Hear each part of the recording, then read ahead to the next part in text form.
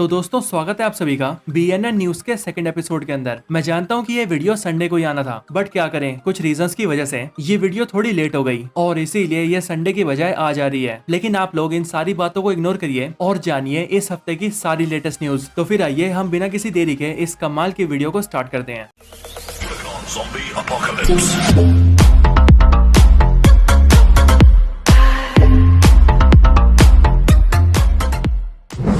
तो आइए स्टार्ट करते हैं स्पाइडरमैन की मूवी से। तो स्पाइडरमैन अक्रॉस द स्पाइडर-वर्स, जो कि स्पाइडरमैन की सबसे लेटेस्ट मूवी है, उसने अभी हाल ही में कई सारे रिकॉर्ड तोड़े हैं, जिनमें से सबसे पहला ये है कि Spider-Man across the Spider-Verse Sony Pictures animation की हाईएस्ट ग्रॉसिंग मूवी बन चुकी है। जिसका मतलब सोनी ने अब तक जितनी भी एनिमेटेड मूवीज निकाली है, उन सभी में से ये मूवी सबसे ज्यादा कमाई करने वाली मूवी बन चुकी है। इसके साथ ही इस मूवी ने स्पाइडरमैन इनटू द स्पाइडर-वर्स का भी रिकॉर्ड तोड़ दिया है। इसके साथ ही इस मूवी ने पैसा कमाने के मामले में उन सारी एनिमेटेड मूवीज को भी पीछे छोड़ दिया है जो कि कॉमिक बुक के कैरेक्टर्स के ऊपर बेस्ड है। और ये सब करके स्पाइडरमैन अक्रॉस द स्पाइडर-वर्स ने अब तक $687 मिलियन का कलेक्शन कर लिया है, जो कि एक एनिमेटेड मूवी के लिए सच्ची में बहुत ज्यादा है। तो चलिए, अब मूवीज के कलेक्शन की बात हो ही रही है, तो हम स्पाइडरमैन की मूवी के साथ साथ ब्लू बीटल और ओपनहाइमर के कलेक्शन को भी जान लेते हैं। तो ओपनहाइमर मूवी ने अब तक $718 मिलियन से भी ज्यादा का कलेक्शन कर लिया है और इसीलिए इसी कलेक्शन के साथ ही ये मूवी इस साल के हाईएस्ट ग्रॉसिंग मूवीज की लिस्ट में स्पाइडरमैन अक्रॉस द स्पाइडर-वर्स से ऊपर आ चुकी है। लेकिन इसके बाद अगर हम बात करें ब्लू बीटल के कलेक्शन की,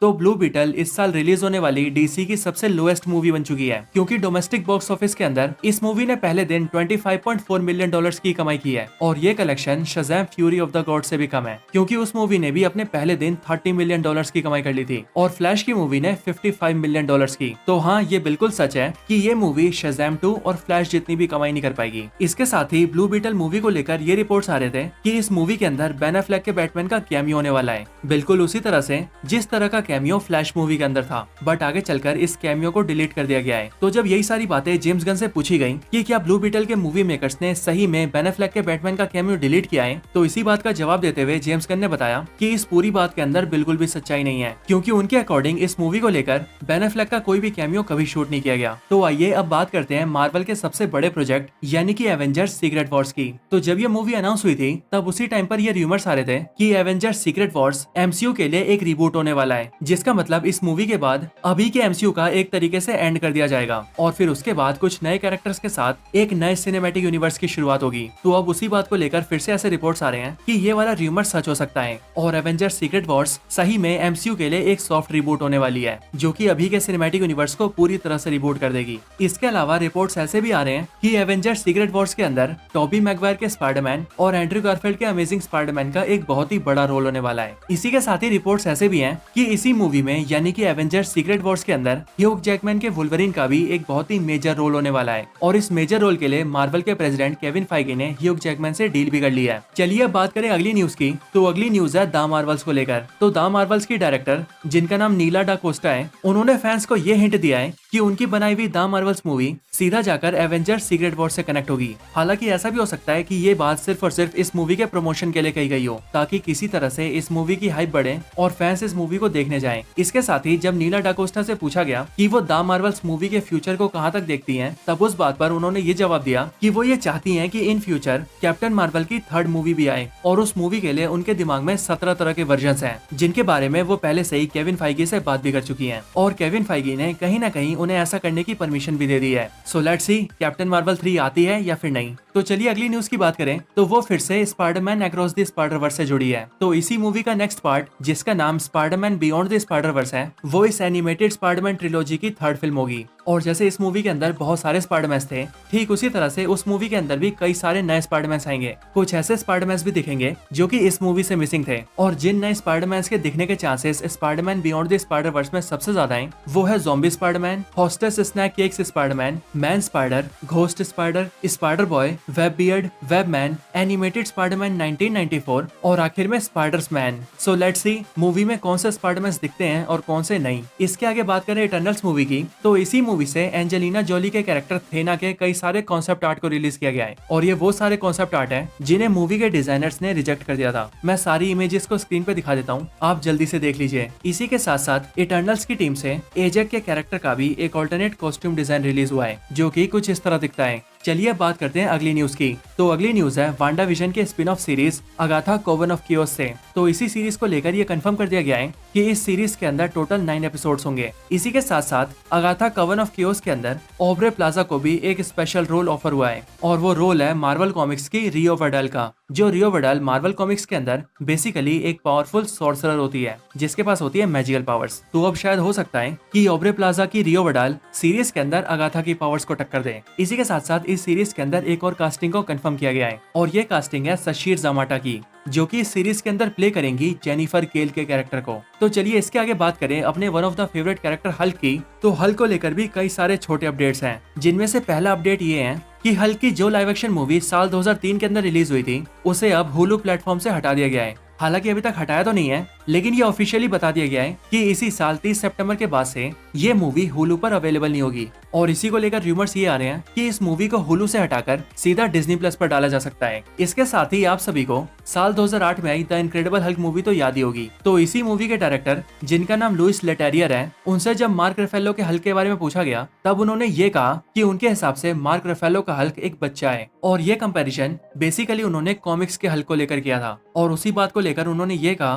कि हल्क एक बहुत ही कॉम्प्लेक्स कैरेक्टर है और हल्क की स्पेशलिटी यही है कि उसको इतना ज्यादा गुस्सा आता है कि वो अपने गुस्से के आगे किसी की भी नहीं सुनता। और रहा सवाल एमसीयू के स्मार्ट हल्क का, तो वो वाला हल्क उनकी नजरों में एक बच्चा ही रहेगा। तो अगली न्यूज है वांडा विजन और लोकी सीरीज को लेकर। तो इन दोनों ही सीरीज को लेकर मार्वल ने कंफर्म कर दिया है कि इन दोनों ही सीरीज को मार्वल 4K और ब्लू-रे के अंदर रिलीज कर रहा है, जिनमें से लोकी रिलीज होगी सितंबर 26 को और वांडा विजन को रिलीज किया जाएगा सितंबर 28 को। तो अगर आप सभी को इन दोनों सीरीज को 4K और ब्लू-रे में देखना हो तो आप 26 और 28 सितंबर से देख सकते हैं। इसी के आगे बात करें वांडा विजन से स्कारलेट विच की, तो वांडा विजन सीरीज के बाद मार्वल की ये प्लानिंग चल रही है कि वो स्कारलेट विच के कैरेक्टर को आगे भी इस्तेमाल करे और इसी के लिए एमसीयू के अंदर स्कारलेट विच का एक सोलो प्रोजेक्ट भी डेवलपमेंट में है, जो कि मोस्ट प्रोबेबली कोई सीरीज ही होगी। इसके साथ ही अगर हम बात करें अर्थ 838 की वांडा की, यानी कि उस वांडा की जो कि हमें doctor strange in the multiverse of madness के अंदर दिखी थी, तो उस वांडा को लेकर ये कंफर्म कर दिया गया है कि वो अपने यूनिवर्स के मैग्नीटो की बेटी थी और उसका फादर मैग्नीटो अर्थ 838 के इल्यूमिनाटी टीम का मेंबर था। हालांकि मैग्नीटो और स्कारलेट विच के इसी रिलेशन को हमें डेडपूल 3 मूवी के अंदर अच्छे तरीके से दिखाया जाएगा। इसी के साथ साथ मार्वल स्टूडियोज टॉम क्रूज के आयरन मैन को भी एमसीयू में जल्दी से लाना चाहता है और इसके लिए मार्वल ये प्लान कर रहा है कि वो जल्दी से किसी बड़ी मूवी के अंदर टॉम क्रूज के आयरन मैन का कैमियो कर सके,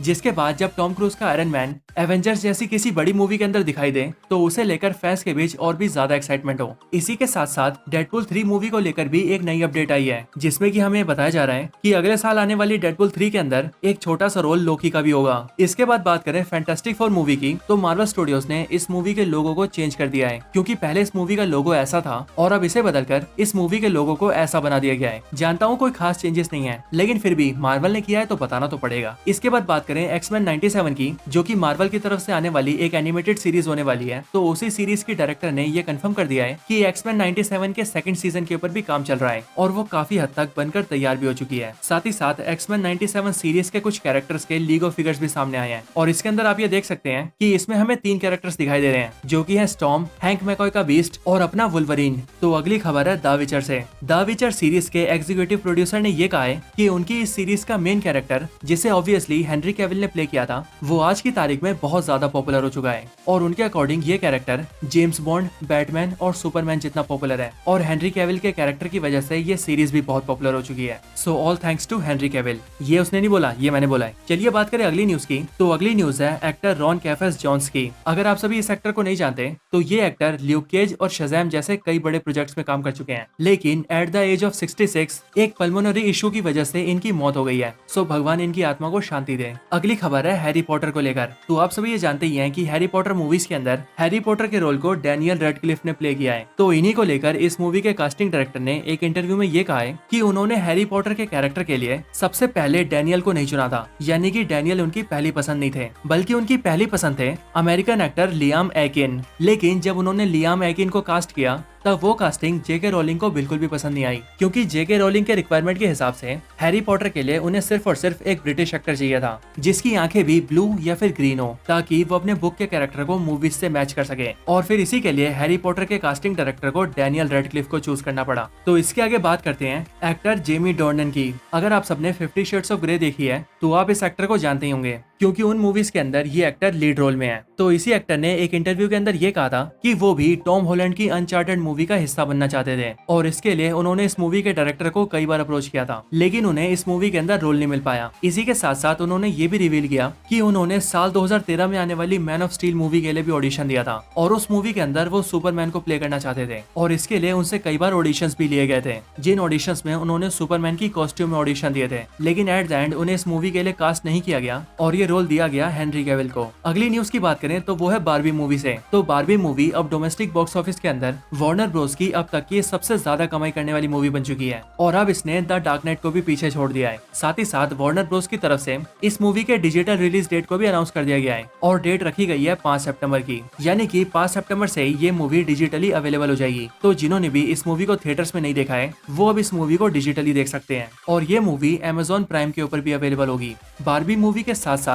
वार्नर ब्रोस ने फ्लैश मूवी के डिजिटल रिलीज डेट को भी अनाउंस कर दिया है और इसकी डेट रखी गई है 25 अगस्त की, यानी कि अब से कुछ ही दिनों के बाद फ्लैश मूवी डिजिटली अवेलेबल हो जाएगी। तो जिन्होंने भी नहीं देखी वो अब इस मूवी को घर बैठे देख सकते हैं। इसके बाद बात करें किलियन मर्फी की, तो उन्होंने अभी हाल ही में ये रिवील किया है कि वो भी क्रिस्टोफर नोलन की इंटरस्टेलर मूवी के अंदर रोल प्ले करना चाहते थे, लेकिन कुछ रीजंस की वजह से उन्हें मूवी ऑफर नहीं हो पाई। इसी के साथ साथ थंडरबोल्ट्स मूवी के डायरेक्टर ने ये कहा है कि ये मूवी अब तक की सारी एमसीयू मूवीज से बहुत अलग होने वाली है और इस मूवी को बताते हुए उन्होंने स्पेशली यूनिक और डिफरेंट कहा है और उन्होंने ये भी टीज किया है कि मार्वल फैंस अब तक जैसी सुपर हीरो मूवीज देखते आ रहे हैं ये मूवी उन सारी मूवीज से बिल्कुल अलग होगी, क्योंकि उनके अकॉर्डिंग ये मूवी एक सुपर हीरो मूवी है ही नहीं। वैसे ये बात तो हम भी जानते हैं कि मार्वल की थंडरबोल्ट्स मूवी बहुत हद तक डीसी के सुसाइड स्क्वाड जैसी होने वाली है, लेकिन लेट्स सी होता क्या है। तो चलिए वक्त आ गया है इस वीडियो को एंड करने का, लेकिन एंड करने से पहले मैं आप सभी को 3 बहुत ही बड़ी न्यूज देना चाहता हूँ और तीनों न्यूज ये हैं कि Marvel studios doctor strange 3, Spiderman 4 और थॉर 5 के ऊपर भी काम कर रहा है और इन्हीं में से स्पाइडरमैन 4 को पहले ही कंफर्म कर दिया गया था, लेकिन अब डॉक्टर स्ट्रेंज 3 को कंफर्म करते हुए ये कहा जा रहा है कि इस मूवी के अंदर मार्वल कॉमिक्स की टाइम रन्स आउट स्टोरी को फॉलो किया जाएगा और मूवी के अंदर हमें ब्लैक प्रीस्ट भी दिखेंगे। अब जो लोग भी मार्वल कॉमिक्स पढ़ते हैं वो ये जान ही गए होंगे कि मार्वल कॉमिक्स के अंदर ब्लैक प्रीस्ट कौन है। वैसे मैं आप सबको बता दूं कि डॉक्टर स्ट्रेंज भी मार्वल कॉमिक्स में ब्लैक प्रीस्ट का हिस्सा बन चुके हैं और एक बार ब्लैक प्रीस्ट बनने के बाद डॉक्टर स्ट्रेंज का नाम क्या हो गया था ये अगर आप में से कोई जानता है तो वो मुझे कमेंट्स में बता सकता है। और अब इसके बाद अगर बात करें इस वीडियो के लास्ट न्यूज की तो वो है थॉर 5 को लेकर, यानी कि थॉर फ्रेंचाइजी की 5वीं फिल्म भी प्रोडक्शन में है और रूमर्स के अकॉर्डिंग ये भी कहा जा रहा है कि इस मूवी के अंदर थॉर का सामना हेला से भी ज्यादा पावरफुल विलन से होगा और साथ ही साथ इस मूवी में कुछ नए एलियन सिविलाइजेशन को भी एक्सप्लोर किया जाएगा, जो कि हो सकता है कि बीटा रे बिल का हिंट हो। वेल देखते हैं कि होता क्या है। तो बस यही सारी न्यूज थी आज के एपिसोड के अंदर। आप सभी को ये वीडियो कैसी लगी मुझे कमेंट्स में जरूर बताएं और अगर आप सभी का कोई और रिकमेंडेशन हो तो आप वो भी मुझे कमेंट्स में बता सकते हैं। वीडियो पसंद आई हो तो लाइक करें, चैनल को सब्सक्राइब नहीं किया तो अभी के भी सब्सक्राइब करें। बाकी वीडियो को शेयर करना चाहते हैं तो इसे अपने दोस्तों के साथ शेयर भी जरूर करें और आप सभी इसी तरह से हंसते और मुस्कुराते रहें। बाकी मैं आप सबसे मिलता हूँ ऐसी किसी और बेहतरीन वीडियो में, तब तक के लिए गुड बाय।